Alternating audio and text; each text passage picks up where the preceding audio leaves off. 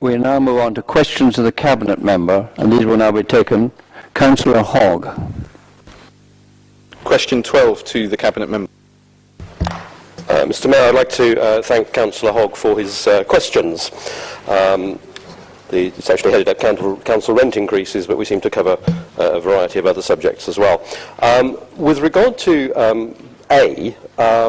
I think there possibly might be a little bit of confusion on the Councillor's part. The report that he's referring to, and indeed the meeting that it was dealt with, was not intended to set the rents. It was actually the review of the Council's rent-setting policy. I think the hint is in the title of the report. We will be setting the rents as normal early in the new year, so perhaps that question could be asked then.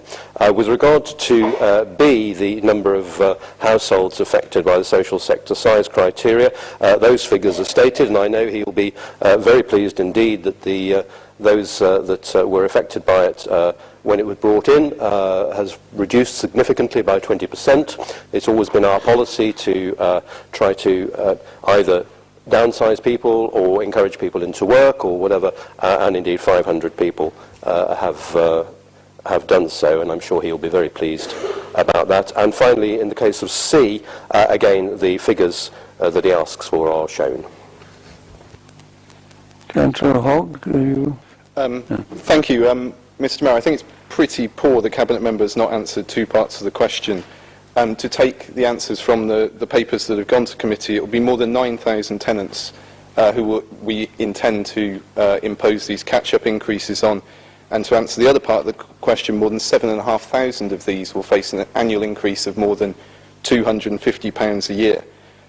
So with more than 2,000 of these receiving no housing benefit at all, the purpose of bringing in the bedroom tax was to emphasise, just all of us, particularly those of us with large numbers of social tenants, that this will have a larger impact than the bedroom tax has had. So I wonder if he could explain to the Council what steps he's taking to inform people of these changes, and what support the Council is going to give to tenants who simply can't pay, because in many cases these are very, very long-standing tenants. Councillor Ayres. Thank you, Mr Mayor. Well, again, I mean, I'm probably being expected to be Mystic Meg here. We haven't actually set the rents yet. So it is a little bit difficult to quite know who's going to be affected and who isn't. We do know that there are a number of tenants who are paying incredibly low rents, some as low as £38.50 a week. It has been the policy of the Council for as long as anybody can remember to transition toward target rents.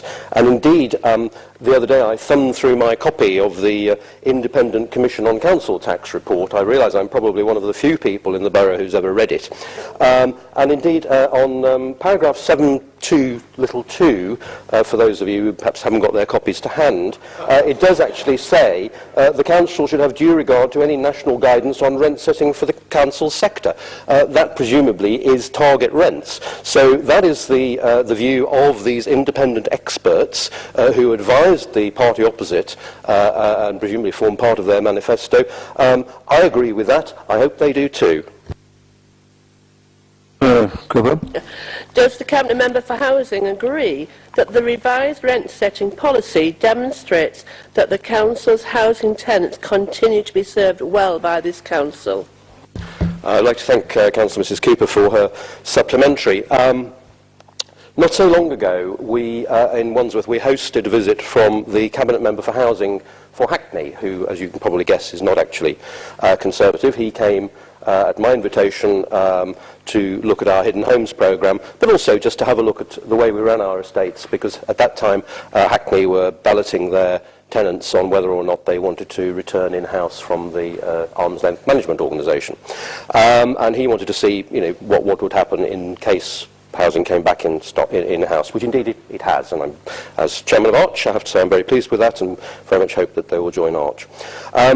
He was incredibly impressed, and I think any of you who speak to him, he will tell you in all honesty that he was incredibly impressed with the way that we run our estates, because of the huge investment that we put into them. I think our tenants actually get a very, very good deal indeed. As all members will know, There's a huge investment programme every year of around about £50 million of improvements that goes across the board into our estates, and of course we're also going to be investing £100 million as seed capital for a very major regeneration programme in two of our more deprived areas. I think that demonstrates that we run our stock incredibly well, and I would hope that members on both sides would actually agree with that. Councillor Ryder? Question 13 to the Cabinet Member. Thank you. I think the Councillor's question, as the answer sets out, we've had two very successful public meetings on these issues. I think the two most worrying points to come out from these is, first of all, that Heathrow Airport will not rule out going for a fourth runway in addition to the third runway that they're proposing, and that Heathrow Airport also completely unwilling to rule out a ban on night flights, which most other comparable European airports actually already have. So it's an issue we need to continue to remain very closely involved with, and as the answer sets out, we're continuing to lobby the Davies Commission and other appropriate bodies about the very real concerns that many people have about the impact that Heathrow Airport has on their lives.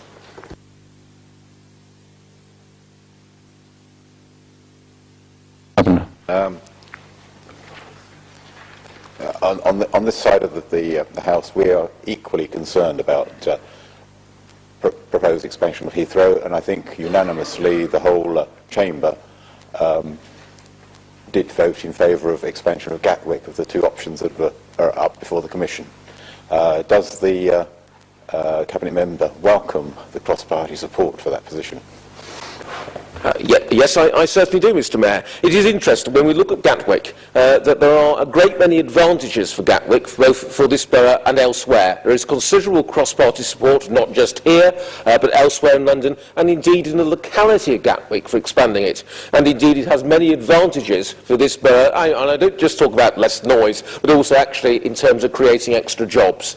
I think the key thing, though, is to look at the hub airport argument. I should be very interested to see what the Davies Commission say about this. But it is interesting to note that the number of transfer passengers at Heathrow has dropped quite dramatically in the last couple of years. I may have my figures slightly wrong, but I think it was something like 14% a few years ago, and it's now 9%. A very considerable drop as the airport industry moves on to aircraft like the Boeing 787, which are point-to-point aircraft, relatively low orders for hub-and-spoke aircraft like the A380. So I think we are beginning to see a complete sea change in the way in which airports operate, as has already happened in the United States, where hub airports in many cases have closed terminals because the point-to-point option has become much more preferable. So I think this is one issue on which we all are pretty much united, and I personally see no great argument. And perhaps I could conclude, because I can talk about this one forever,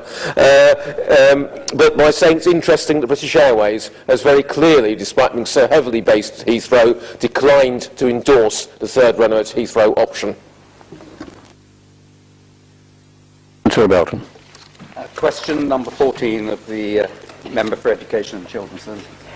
I thank the member for this question, and as you'll see from the answer, it's been a rather confusing situation over the last 18 months.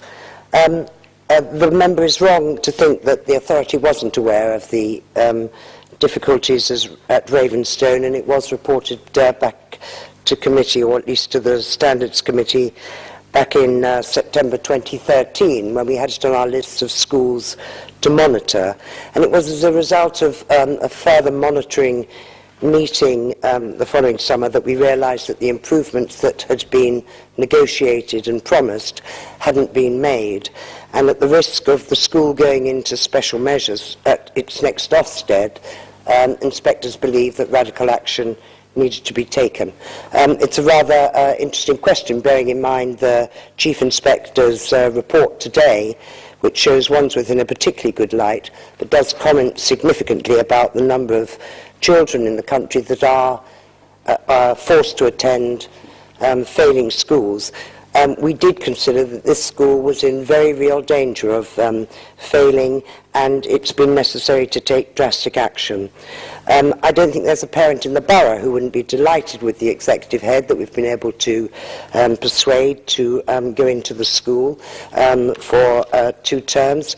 Together, the primary school she comes from have very generously offered their deputy head as well to help with any administrative work that might be lacking at the school. And I have absolutely no doubts that when Ofsted do re-inspect, they will see a dramatic improvement. Councillor Elton. I very mildly regret the slight pop at me that Councillor Tracy couldn't avoid making. But with that, putting that to one side, we had the benefit of a relatively private conversation about it on Monday, and I was happy with her assurance and the senior officer. I wish them all the best in their efforts to make sure that Ravenston comes through it successfully next year, and I'm sure that we will help in as far as we can. I thank the member for that response. If he thought I had a pop at him in this one, he should see my response to his next question. If one's in the opposition, one's not even allowed to make a typo without the chairman having a go. Second supplemental. Would the Cabinet member, in fact, extending the response she gave initially, congratulate Wandsworth's primary schools and the officers in the Education Department, because in today's HMI report of education standards in the country, Wandsworth, for its primary schools, is ranked second for the percentage of primary pupils attaining good or outstanding, and that equates to third equal in the country. Well, of course, I thank the member for that particular question, and it is incredibly heartening, but we should never be complacent. Nobody expected the Ravenston School to become subject of a requires improvement Ofsted justification. 5 years ago, it was undoubtedly an outstanding school, and we have another school in the borough that is now causing us concern. It's very easy for schools to move. I think it takes 5 years to improve a school. It seems to only take 1 or 2 to actually spoil them. So we should never be complacent, but of course it is a fantastic result for all the officers who've worked so hard. Councillor Pittigan. Question 15 to the Cabinet Member for Adult Care and Health, please. Thank you, Mr Mayor. I thank Councillor Peterkin for his question and for bringing this matter to my attention. I think what it does show is that Labour PPCs don't seem to have an original thought between them. And perhaps they should be retitled Prospective Parliamentary Clones.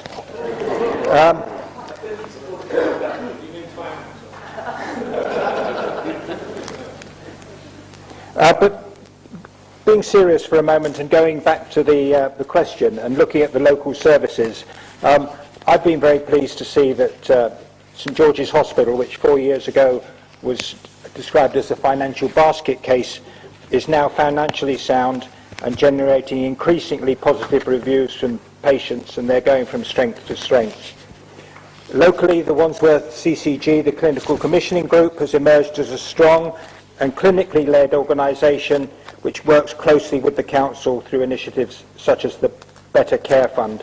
And as Chair of the Health and Wellbeing Board, it's a pleasure to work with the GPs and the other officers of the CCG in the work that we're trying to move forward in developing a joint commissioning unit.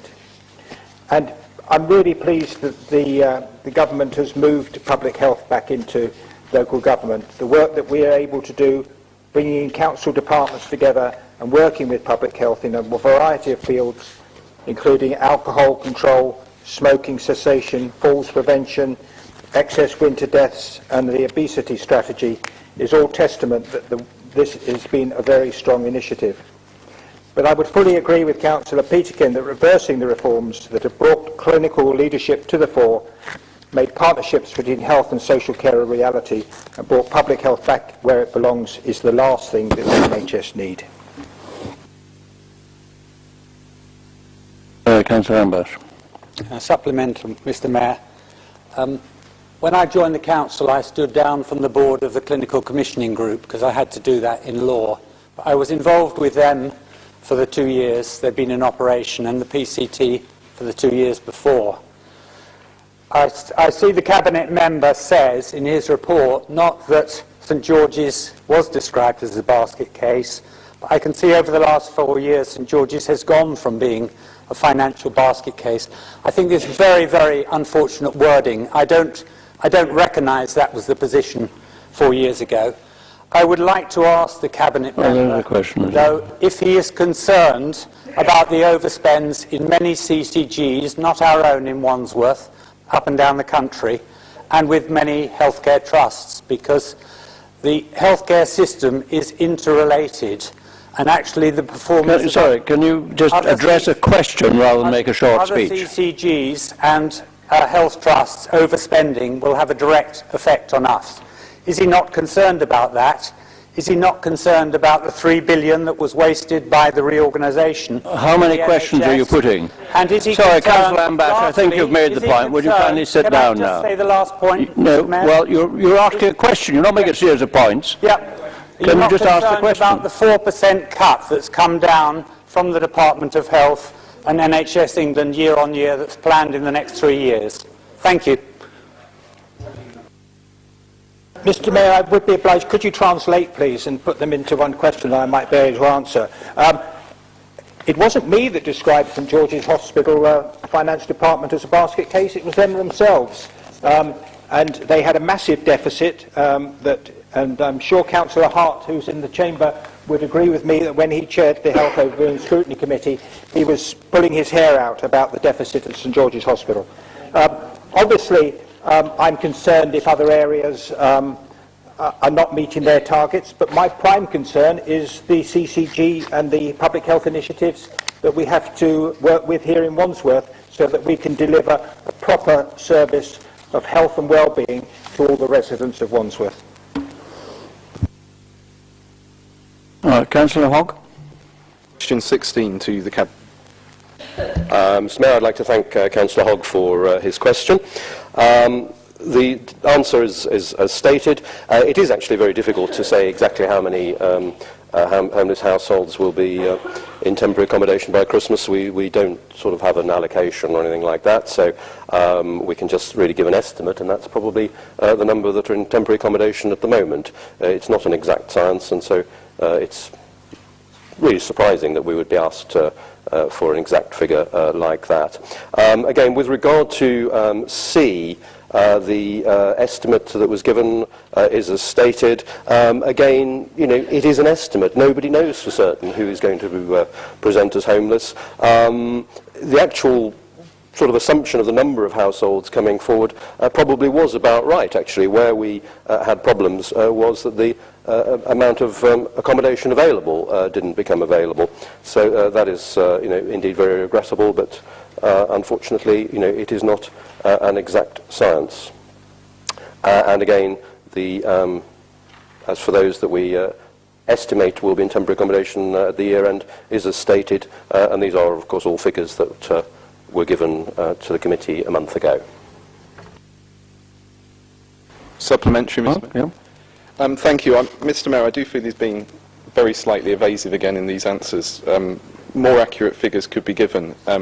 But since he's declined the chance to debate this issue later, would he care to describe and explain what plans he's put in place since this chamber voted unanimously in July to seek ways to reduce the number of homeless families in temporary accommodation over each of the last 4 years, the next 4 years?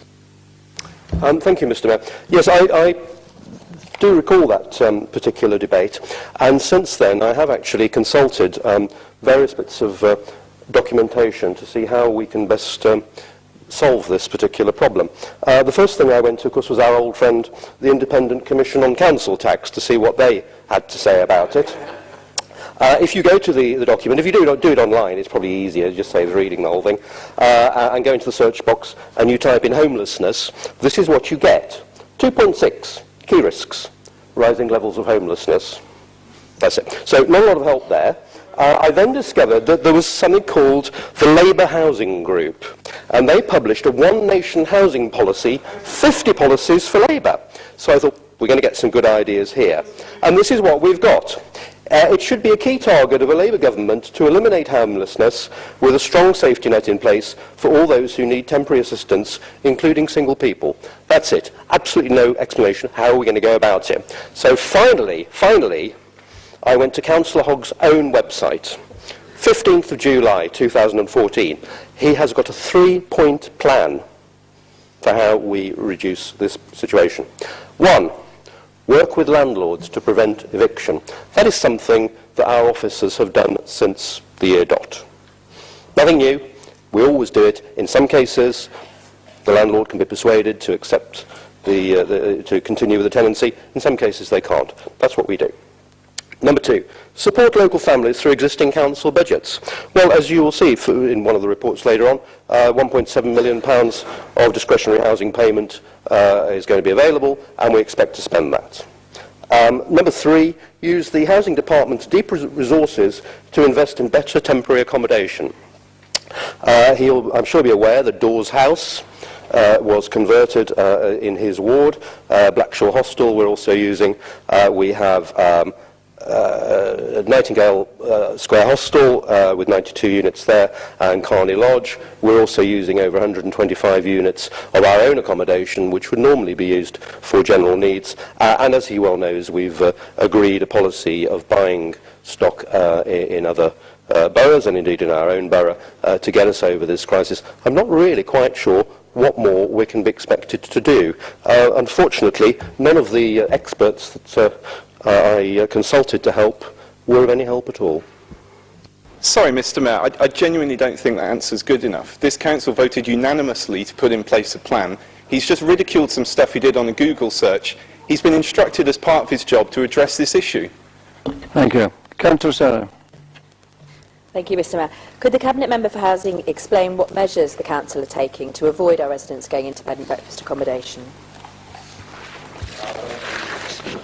I'd like to thank Councillor Salier for her question. We are actually doing a great deal, as Councillor Hogg well knows, because he sits on the committee. He says a lot, and we hope he listens occasionally.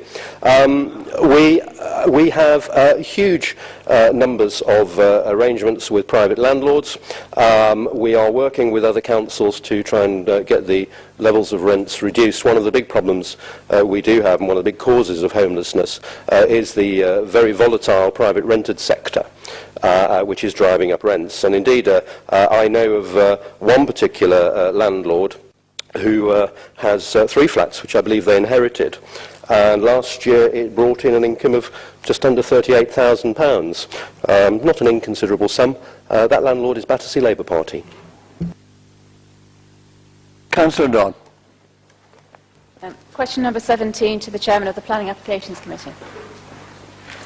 Thank you, Councillor Dodd, for your question. Yes, well, I'm sure we all know that basements are becoming more and more prevalent in Wandsworth. It's expensive for people to move, and they like living in Wandsworth, so they want to extend their houses. But we are aware of the problem, obviously. We have a lot of planning applications to do with basements. We have put on the website much clearer guidance, which gives you practical advice on what to do if you're thinking of developing a basement. And there are good practice guidelines as well. And we do try and promote this good practice that really a garden should only be, if you're going to have a basement, half of it shouldn't be dug under. So we're promoting that. But obviously we need to do something a bit more solid than that. So we're actually reviewing guidance, and as Councillor Dodd has picked up, obviously Kensington and Chelsea have been moving pretty fast on this. They have a real problem there. So we're reviewing our guidance, and there's going to be a paper coming to the OSC, the Community Services, in February, after which everybody will be able to have some views on the consultation to think about basements. Councillor Dodd. And a supplementary. Is the Chair concerned that we are behind at least one other London borough in reviewing our basement policy for the modern era? Thank you, Councillor Dodd. Probably not particularly worried. We're moving. I mean, obviously KNC have moved first. They have the issue, a more pressing issue, and a lot of houses there are going for mega basements. So we are very actively looking at potentially thinking of not allowing basements to go down below 1 storey, construction management plans, and obviously the information about the basements going further into the garden. We don't want the whole of gardens taken up with basements. But it's all going to be open to consultation, so we are moving as quickly as we can. We have to be measured and considered in our response. We can't just do it, so we want everyone to have their view. Okay. Mr. Mayor? Yes. Thank you, Mr. Mayor. I'm sure the Cabinet member is aware that there are very good thermal insulation qualities to basement extensions which are put in. And I expect she's also aware that, on the other hand, there's nuisances of issue, there's issues of nuisance which local neighbours can suffer. So I guess it's just a balancing act, and I think she'll probably agree that we don't want to get too prescriptive, or should I say over-prescriptive. Thank you, Councillor McCausland. I agree. We've got to allow people who own their own houses should have some chance to do what they like with it, within taking the balance that obviously it's got to not be a nuisance to neighbours, and that's part of the reason for having a construction management plan, is to make sure, because a lot of people will complain about the actual construction of the basement rather than the basement itself. Often the basement itself, once it's built and there, nobody would know it was there. It's the fact of the digging out and the constructing of it and the nuisance linked to that which is the issue. So we must address that, I agree.